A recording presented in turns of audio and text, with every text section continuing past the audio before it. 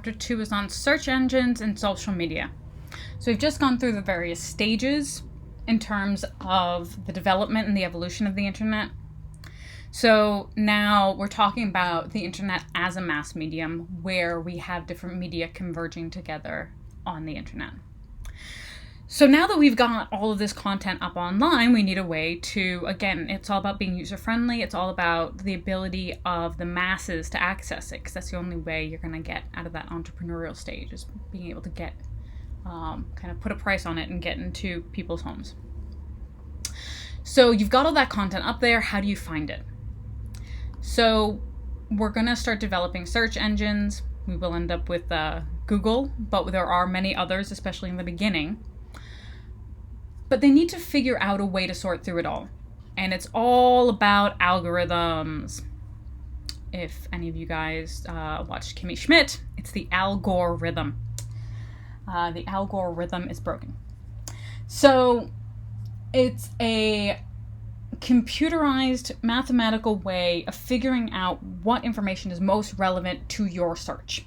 And the better the algorithm, the better the results, the more you're going to trust it. Google has the best algorithm. It's proprietary. They guard it very, very secretly. And they do make changes to it regularly to try to optimize it and to kind of, again, this is where our advances in artificial intelligence are coming in terms of like trying to figure things out, the best way to find information and people are constantly trying to outsmart Google's algorithms, and so Google's going to stay ahead.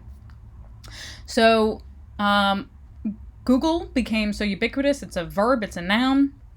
And it got that way because it had the best algorithm. In the 90s, there were tons of them. There was Ask Jeeves, there was Ask.com, there was Yahoo, there was Lycos, there was About.com, there was, you name it. Everybody had a search engine. It was huge in terms of like the startups.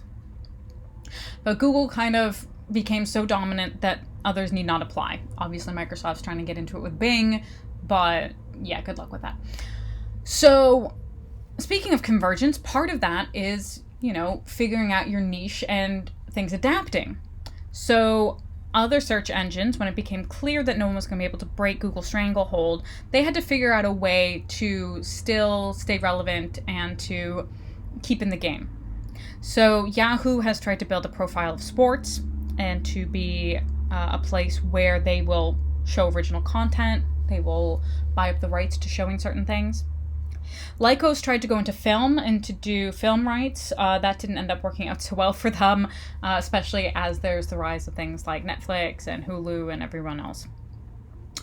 About.com is interesting. They became Dotdash, and they became kind of a hub for finding other sites and giving them a platform and bringing them together as a kind of portfolio of different websites. And they're actually still going pretty strong.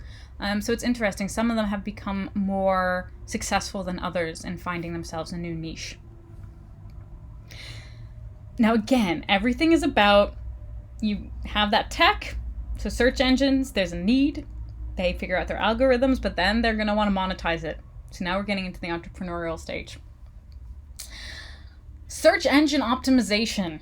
You're going to hear about this a lot in other classes as well. It is a large moneymaker. I mean, it is some of the biggest money out there. It is the biggest area in advertising in terms of dollar spend. So we want to optimize our content so that it shows up higher in the Google search. We will also pay in order for that to happen. But you want to do the best you can do without having to pay. And it's not just about finding that website, but finding the content within the site. And some sites, like Etsy, have their own search engines embedded within them. So if you are creating a listing on Etsy, you need to worry about Etsy's search engine as well as Google's search engine. And sometimes you need to figure out which one you're appealing to because they might search things differently. So when you're on Etsy, if you're trying to sell things through there, there's a whole sub-industry in terms of trying to help you get your Etsy marketing down. And every time Etsy makes a change to a search engine, there's always a huge, oh my God, how do I redo all my listings so that I can appeal to Etsy search engine? So this makes or breaks you if you're on the web. If you come up in someone's search. If you don't come up in the search, you might as well not exist. So that is a huge area that will also come up a bit later in terms of privacy. The other thing, and again, this will come up in terms of privacy, is the fact that there is the interaction back and forth between the people who create media and the people who consume the media now. So it's not only a what we call read-only culture, where again we were talking about things being passed down from the person who has the message to the receivers, and that was one way. But now there's the read-write. You go back, people comment on things. We live tweet when stuff is being shown. We put spoiler alerts on our Facebook posts so that, in the comments you can talk about what happened. We have fanfic. We have stuff where people create user-generated content around our shows. There's all of these ways in which we can engage and kind of become part of the narrative ourselves. And so that's where social media comes in. Social media makes us part of the conversation, and it encourages us to do that. And again, they've got their algorithms, and then people are appealing to their algorithms. So social media is kind of a broad church. We can talk about things like blogs. As a child of the 90s, LiveJournal. I seriously would not have met my spouse without LiveJournal. And things like Twitter. We have wikis and collaborative projects. So that is a form of social media. Wikis are. We have content communities, things like YouTube or Vimeo, which are video-based. Things like Behance, DeviantArt, where people post their portfolios. Social networking, and again, so social networking is a type of social media. So the media is the kind of broad umbrella, and then networking is a type of media. And people have tried to come up with alternatives to Facebook. Who consumes all?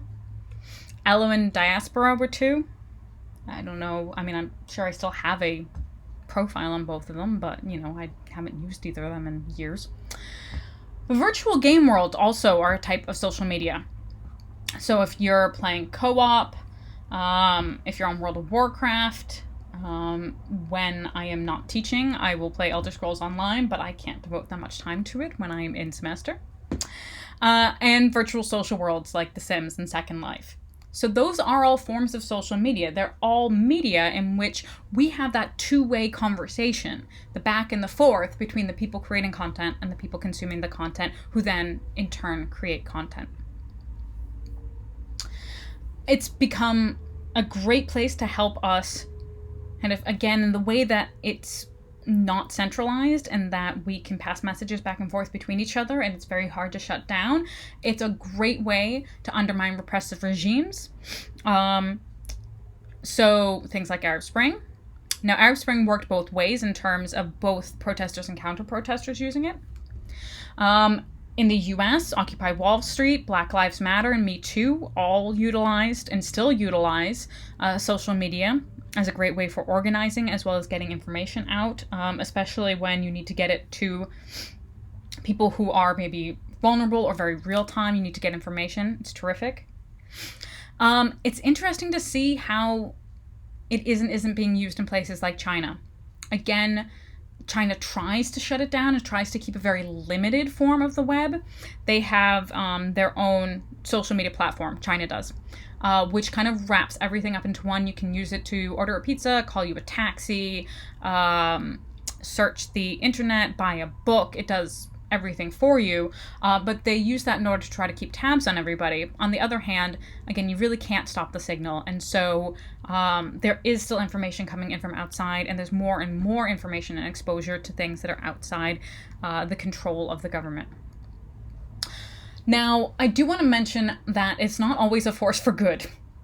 The same tools can be used for ill as for good, and they can be used for disinformation as well as for information. We kind of talked about that in terms of fake news. Again, WikiLeaks has worked both ways. It has both given us really useful information for democracy and also been used as a tool in order to try to change the narrative in favor of certain people who would control what information was leaked out. Doxing is also something that unfortunately you do need to be concerned about, especially if you're from a vulnerable group. I have had friends who unfortunately, in one case in particular, this person was involved in a interview that the comic book writer Alan Moore gave. Alan Moore's fans became very upset with a group of researchers and academics, and all of their personal information was posted on the internet.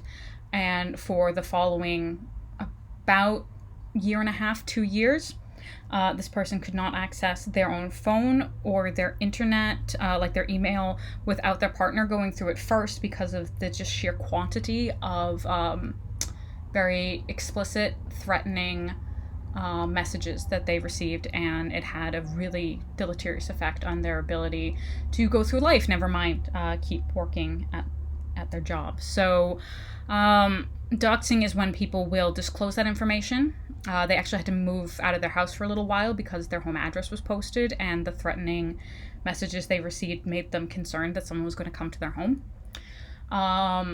So, unfortunately, we got to take the bad along with the good. And at times we need to protect ourselves. So it's good to be aware that these things can happen so you can protect yourselves. Gamergate is a great example of, again, people doxing and using for malicious intent and in bad faith putting information out there. So while hopefully we will use it as a force for good, it's important to know that it can be used against us as well, and to keep our eyes open and to be aware of people's intentions so that someone who is acting in bad faith doesn't take your good faith for granted.